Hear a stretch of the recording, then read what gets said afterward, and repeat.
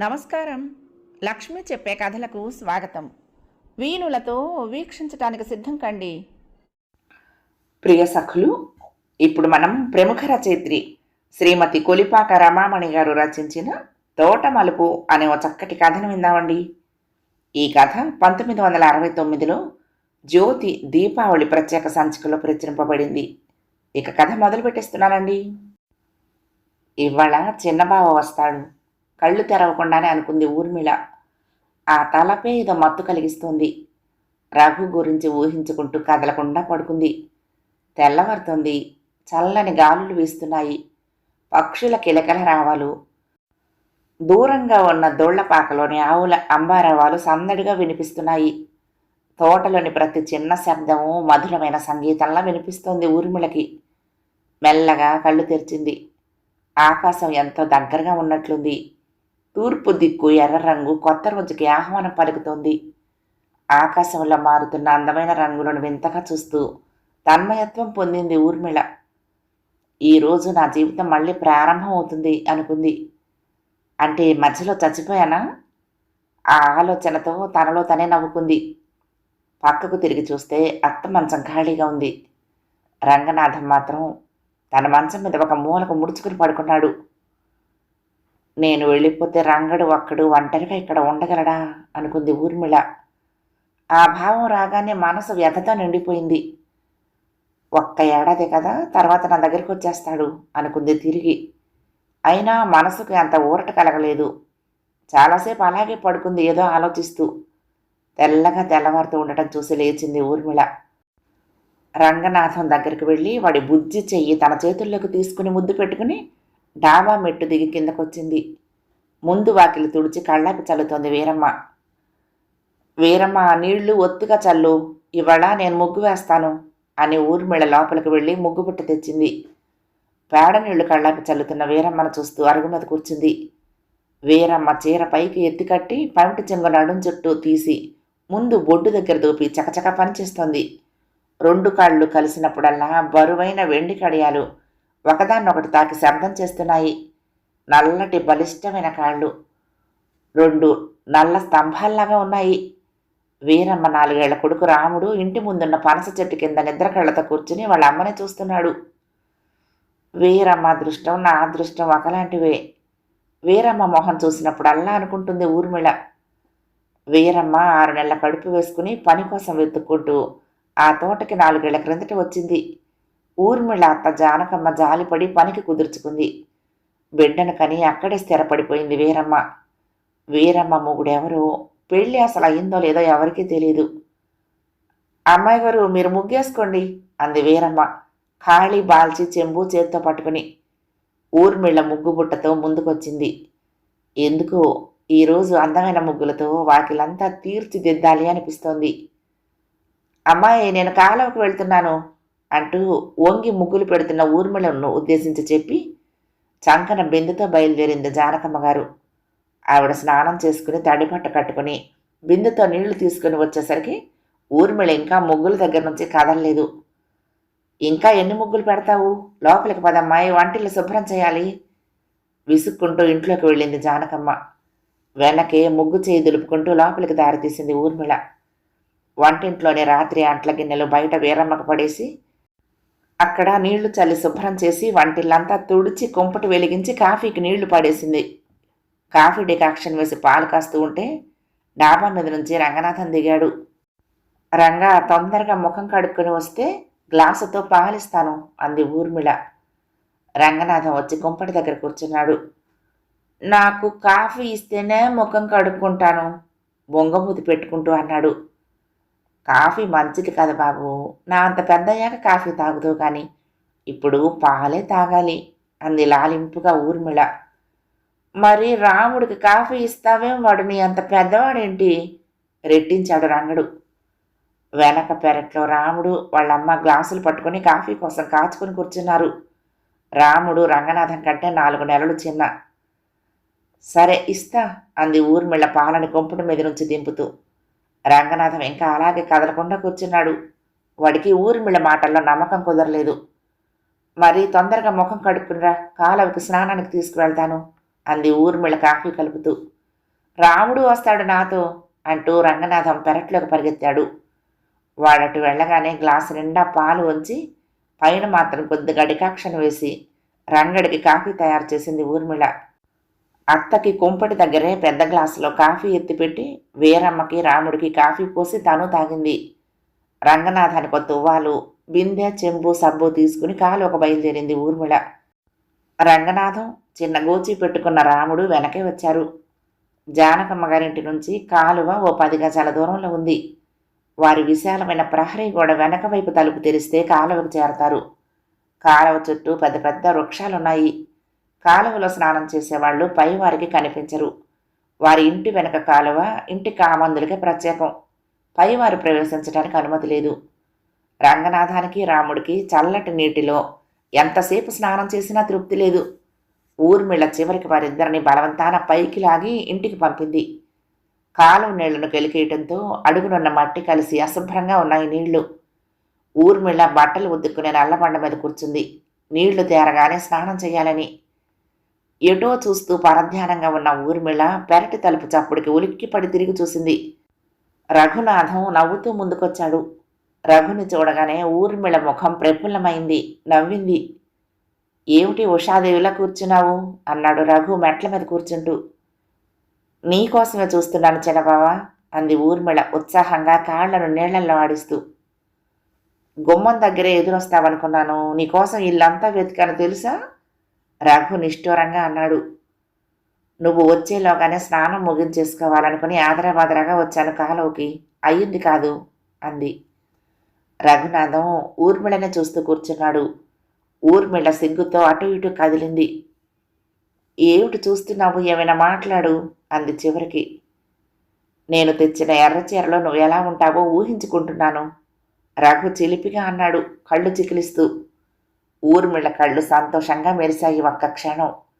కానీ మరుక్షణమే కళ్ళల్లో భయం వ్యాపించింది. రఘు మార్పు గమనించాడు, కానీ గమనించినట్లే ముందుకు వంగి ఉత్సాహంగా చెప్పాడు. ఎర్రచీరకు సరిపడా గాజులు తెచ్చాను, మరి రాత్రి ఎలా తయారవుతావో. మల్లెపూలు జడ నిండా పెట్టుకోవాలి.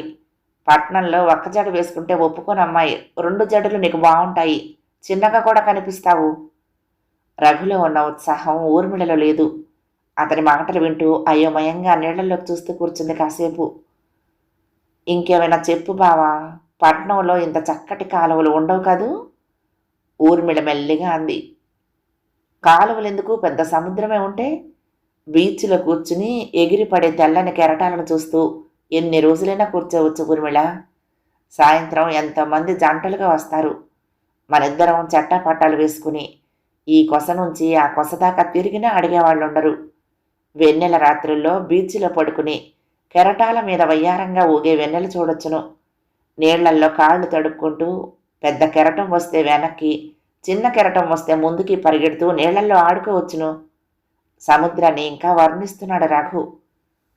ఊర్మిళ మనసులోనే ఆ మహాసాగర అందాలు, తామిద్దరూ సాగర తీరాన గడపబోయే మధురమైన జీవితము తలుచుకుంది.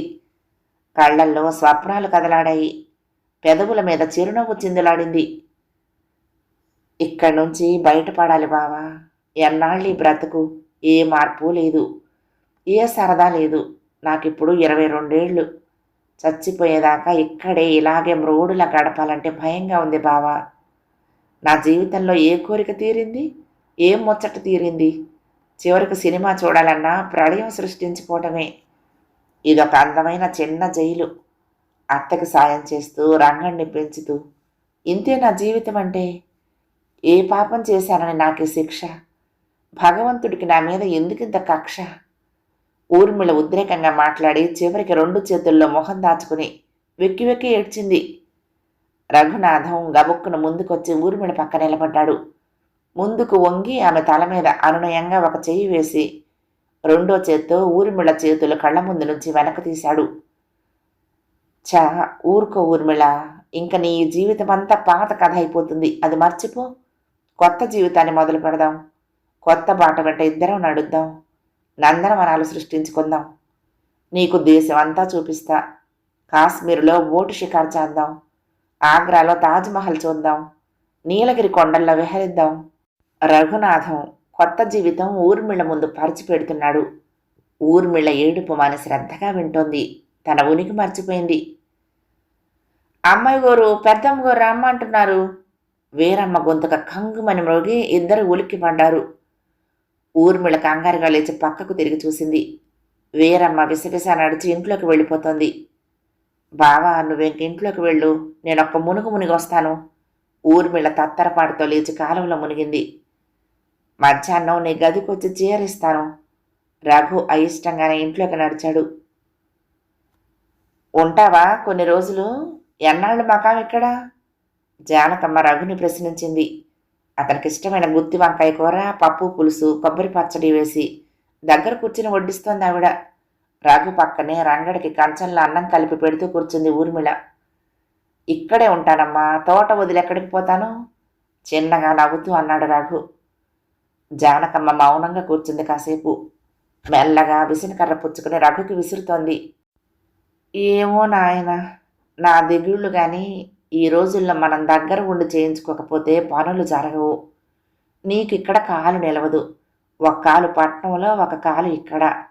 పెద్దవాడు అలా అయిపోయాడు. నువ్వేమో ఇల్లు పట్టకుండా తిరుగుతున్నావు. నాకు అయోమయంగా ఉంది.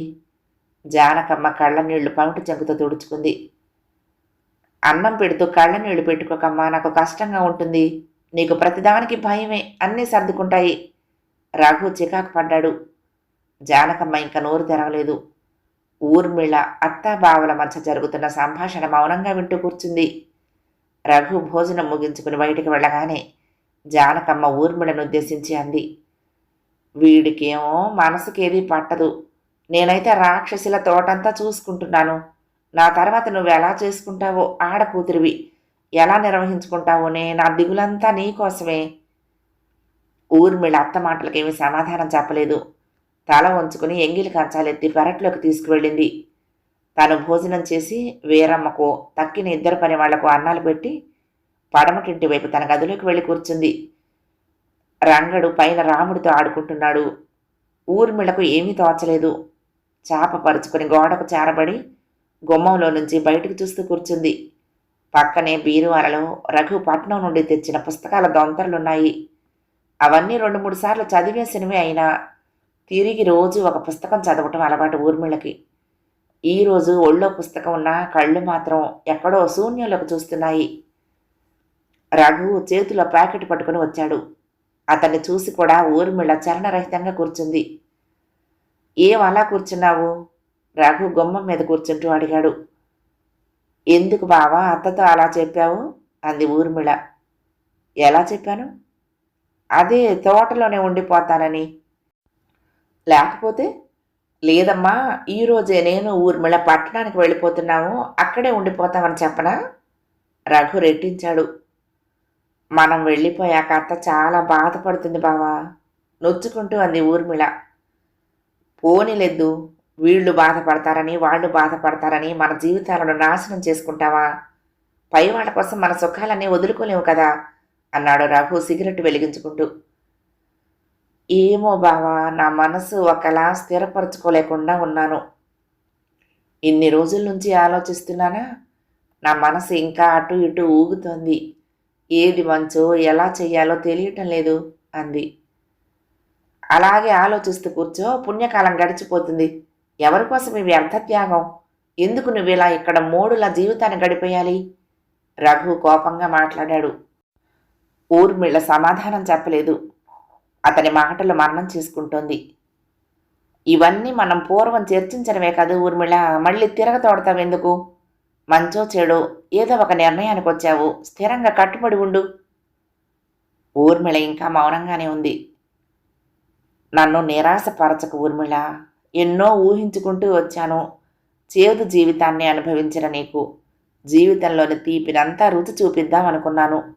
నీ గురించి రంగురంగుల కలలు కన్నాను. ఎన్నో ఆశలతో వచ్చాను, అన్నీ ఒమ్ము చెయ్యకు. రఘు మాటలు ఎంతో ఆప్యాయంగా ఉన్నాయి. ఊర్మిళ కళ్ళు తిప్పి రఘువైపు చూసింది. రఘు కళ్ళు ప్రాధేయపడుతున్నట్లుగా ఉన్నాయి. ఊర్మిళ ఒక నిశ్చయానికి వచ్చినట్లు తాళాడించింది. నీతో వచ్చేస్తాను బావా అంది చివరికి. అది అలా ఉండాలి అంటూ సంతోషంగా చేతిలో ఉన్న ప్యాకెట్ విప్పాడు రఘు. ఊర్మిళ కళ్ళు జిగేలుమన్నాయి. ఎర్రటి పట్టు చీర పెద్ద జరీ అంచుతో మెరిసిపోతుంది. ఎలా ఉంది అన్నాడు రఘు చీర ఊర్మిళ ఒళ్ళోకి విసురుతూ. బాగుంది అంది ఊర్మిళ చీర మెత్తదనాన్ని చేత్తో తాకి చూస్తూ. నువ్వు కట్టుకుంటే ఇంకా బాగుంటుంది. ఊర్మిళకి ఎందుకో మళ్ళీ భయం వేసింది. ఎవరైనా చూస్తారు బావా, నువ్వు ఇక్కడి నుంచి వెళ్ళిపో అంది లేచి నుంచుంటూ. అమ్మలాగే నీకు అన్నింటికి భయం అంటూ లేచాడు రఘు. గుమ్మం దాటిన వాడల్లా మళ్ళీ ఊర్మిళ వైపు తిరిగి అన్నాడు. చెప్పటం మర్చిపోయాను, రాత్రి 12 గంటలకు మన ప్రయాణం. సిద్ధంగా ఉండు, గదిలోనే ఉండు, తీసుకువెళ్తాను. బంగినపల్లి తోట మలుపు దగ్గర మన కోసం బండి సిద్ధంగా ఉంటుంది. రఘు వెళ్ళిపోయాడు. ఊర్మిళ కంగారుగా చీర పుస్తకాలు వెనక దాచి గది బయటకొచ్చింది. మిట్ట మధ్యాహ్నం ఎండ తీక్షణంగా ఉంది. చెట్ల కింద ఆడుకుంటున్న రంగడిని రాముణ్ణి పిలిచింది. రంగడు రాముడు చేతులు వెనక్కి పెట్టుకుని వచ్చారు. ఏమిటా చేతుల్లో? పచ్చి మామిడికాయలేనా? తినొద్దని చెప్పానా? ఆ కాయలు పారేయండి. ఊర్మిళ పిల్లలిద్దరి మీద ఉరుముతో ముందుకొచ్చింది. రంగడు రాముడు చటుక్కున దూరంగా పారిపోయారు.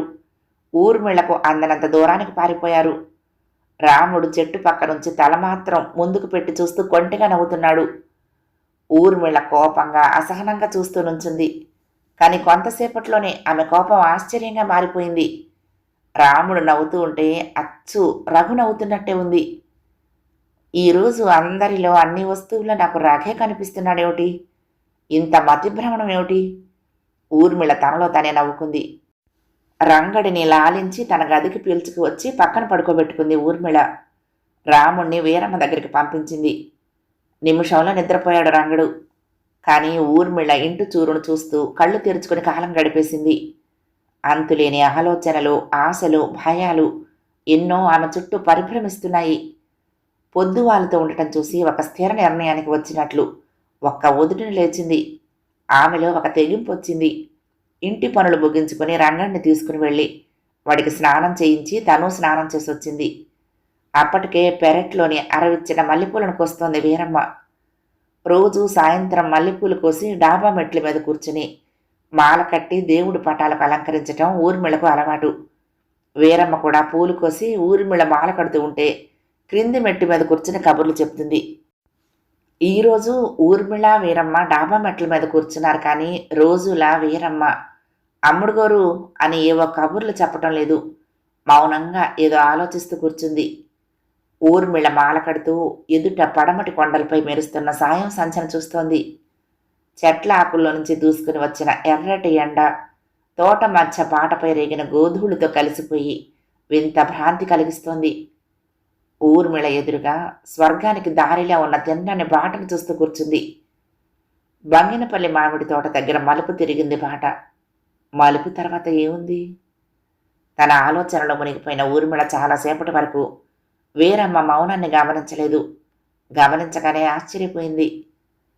వీరమ్మ, అలా ఉన్నావేం? ప్రశ్నించింది ఊర్మిళ. ఏం లేదమ్మా అంది వీరమ్మ ఎటో చూస్తూ. నిశ్శబ్దంగా ఉన్న వీరమ్మను చూస్తే జాలేసింది ఊర్మిళకు. వీరమ్మ తనలాంటి దురదృష్టవంతురాలే. ఈరోజు తను ధైర్యంగా రఘు చేయూత తీసుకుని అదృష్టాన్ని వెతుక్కోవాలనుకుంటోంది. తనకి రఘు ఉన్నాడు. మరి వీరమ్మకి? వీరమ్మ జీవితం ఇంతేనా? అడవిలో పూసిన పువ్వులా, నూతిలో విరిసిన కలువలా ఈ తోటలోనే తెల్లవారిపోతుందా? తనకి పట్టబోతున్న అదృష్టం, దగ్గరికి వస్తున్న నూతన జీవితం వీరమ్మకి కొరతగానే మిగిలిపోతున్నాయని తోచగానే ఊర్మిళ మనసు వీరమ్మ పట్ల జాలితో ద్రవించింది. వీరమ్మ, నువ్వు పట్నం వెళ్ళిపోకూడదు అంది ఊర్మిళ. ఏ ముఖం పెట్టుకుని వెళ్ళనమ్మా అంది వీరమ్మ. ఏం? మనువాడకుండా బిడ్డ పుడితే ఏ అమ్మ శారదీస్తుందమ్మా? నేను ఎడితే నా అమ్మ బాబుచ్చి అని ఉమ్మేస్తారు అంది. ఊర్మిళకు చాలా కష్టం అనిపించింది. ఏ హృదయం లేని పురుషుడు వీరమ్మను చేర్చాడు? ఏ పాషాణుడు కన్న కొడుకును కాలదనుకున్నాడు? ఎవరా కఠినుడు వీరమ్మ? ఎక్కడున్నాడు అడిగింది. ఎక్కడున్నాడని చెప్పనమ్మా? వీరమ్మ కళ్ళు తీక్షణత దాల్చాయి. నిన్ను కష్టపెట్టి నాశనం చేసి నీ ఉసురు పోసుకునే అతను ఎక్కడున్నా ఎలా సుఖపడతాడు వీరమ్మ? ఊర్మిళ వీరమ్మను ఓదార్చుంది. నా ఉసిరేసుకుని ఆడు బాగుపడిపోతాడమ్మా, భగవంతుడు లేడేటి ఆడికి తగిన శాస్తి జరుగుద్ది. మాయ మాటలు చెప్పి మంత్రం వేసి నన్నిట్ట చేశాడు. నా ప్రాణాలు తీసినా బాగుండు. మగనాయాళ్ళని నమ్ముకోకూడదు అమ్మాయి గారు. నన్నొట్టి ఎర్రిదాన్ని చేసి కట్టి పడేశాడు. నేను మాత్రం చూస్తా ఊరుకుంటానేటి. వీరమ్మలో వీరావేశం వచ్చింది. ఊర్మిళకు ఎందుకో భయంతో ఒళ్ళు జలధరించింది. కానీ తను వీరమ్మకు ఏ విధంగానూ సహాయం చేసి ఊరట కలిగించలేదు. ఎవరి కర్మ వాళ్ళు అనుభవిస్తారు వీరమ్మ, అంది నెమ్మదిగా మాల చేతిలోకి తీసుకుంటూ. వీరమ్మ లేచింది. వీరమ్మకు జరిగిన అన్యాయానికి ఊర్మిళ చాలా బాధపడింది. తోటంతా సద్దుమణిగింది. డాబా మీద జానకమ్మ, రంగడు గాఢ నిద్రలో ఉన్నారు. నిద్ర నటిస్తున్న ఊర్మిళ మెల్లిగా లేచి కూర్చుంది. ఆకాశమంతా చిరువెన్నెల వ్యాపించింది. ఉండి ఉండి తోటలోని మామిడి చెట్ల మీద నుంచి గాలి వీస్తోంది. ఊర్మిళ లేచి రంగడి దగ్గర నుంచింది. కాసేపు మెల్లిగా వాడి చెయ్యి తీసుకుని తన పెదిములు కానించుకుంది. అత్తవైపు తిరిగింది. రోజంతా పనిలో అలసిపోయిన ఆవిడ మైకం కమ్మినట్టు నిద్రపోతోంది. ఒక నిట్టూర్పు విడిచి డాబా దిగి కిందకొచ్చింది ఊర్మిళ. పుస్తకాల వెనక పెట్టిన ఎర్రచీర కట్టుకుంది. సాయంత్రం రహస్యంగా దాచిన మల్లెపూల దండ జడలో తురుముకుంది. ఎర్ర గాజులు వేసుకుంది. దేవుడింట్లో లక్ష్మీ విగ్రహం ముందున్న భరిణెలో నుంచి ఎర్రటి కుంకుమ తీసి నుదుటిన దిద్దుకుంది. అద్దం ముందు నుంచుని తనను తనే చూసుకుంటున్న ఊర్మిళకు ఏదో కొత్తగా ఉంది. తప్పు చేసినట్టు ఉంది. మళ్ళీ ఏదో మైమరుపుగా ఉంది. తలుపు చప్పుడికి ఉలిక్కి పడింది ఊర్మిళ. గుండె దడదడలాడింది. నేనేలే, భయపడకు అన్నాడు రఘు దగ్గరకొస్తూ. రంభలా ఉన్నావు అన్నాడు మరీ దగ్గరికొస్తూ. ఓహో, దయచేసి దూరంగా ఉండు, నన్ను ముట్టుకోకు. ఊర్మిళ వెనక్కి తగ్గుతూ భయంగా అంది. రఘు చిన్నగా నవ్వాడు. సరేలే, ఇంకెంతకాలం ఈ దూరం? తయారుగా ఉన్నావా? బయలుదేరదావా అన్నాడు. ఊర్మిళ మెల్లగా తల ఊపింది. ముందు రఘు, వెనక ఊర్మిళ నడిచారు. ఇల్లు వదిలి బయటకొచ్చారు. దొంగల్లా వచ్చేస్తున్నాం అంది ఊర్మిళ జంకుగా. రఘు నవ్వేసి ఊరుకున్నాడు. ఊర్మిళ వెనక్కు తిరిగి ఇంటిని చూడాలనుకోలేదు. వెనక్కు తిరిగితే వెళ్ళిపోవాలని అనిపించకపోవచ్చు. రంగడు పిలుస్తున్నట్టు అనిపించవచ్చు. అత్త శాసిస్తున్నట్లు కనిపించవచ్చు. రఘు వెనక నీడలా కదిలింది ఊర్మిళ. అలవాటు తప్పిన పట్టు చీర అడ్డం పడుతోంది. జడలో మల్లెదండ బరువుగా ఉంది. బావా అంది వణుకుతూ ఊర్మిళ. భయం లేదు అన్నాడు రఘు చెట్ల మధ్య చీకట్లో నడుస్తూ. ఊర్మిళ చెయ్యి తన చేతిలోకి తీసుకున్నాడు. కొత్తగా ఏ పని మొదలుపెట్టినా మనిషికి భయం కలగటం సహజం అన్నాడు ధైర్యం చెప్తున్నట్లు. ఈ చిరు వెన్నెలలో చేతులు పట్టుకుని రహస్యంగా వెళ్ళిపోవటంలో ఎంత ఆనందం ఉంది. ముందు ముందు ఈ రోజు తలుచుకుని మనం నవ్వుకుంటాం చూడు. నువ్వెంత భయపడ్డావో అన్ని జ్ఞాపకం పెట్టుకుని నిన్ను బాగా ఏడిపిస్తాను. అబ్బే, నేను అసలు భయపడలేదే అని దబాయిస్తావు నువ్వు. అమ్మో, ఆ రోజు తోట వదిలేసి రాకపోతే నా జీవితం ఎంత నిస్సారంగా ఉండేదో అని వాపోతావు. రఘు తమాషాగా చెప్తున్నాడు. ఎంత దూరం నడిచారో తెలియదు. దూరంగా 2 ఎడ్ల బండి కనిపిస్తోంది. ఊర్మిళకు ధైర్యం వచ్చింది. కొద్దిగా ఉత్సాహం వచ్చింది. 1 గంట ఓపిక పడితే రైల్వే స్టేషన్ చేరతాము. 3 గంటలకు రైలు ఉంది. అందులో ఎక్కామంటే. రఘు మాటలు ఇంకా పూర్తి చేయలేదు. అమ్మో అంటూ గట్టిగా అరిచాడు. చెట్టు చాటు నుంచి గొడ్డలితో ఎవరో రఘు శిరస్సు మీద గట్టిగా మోదారు.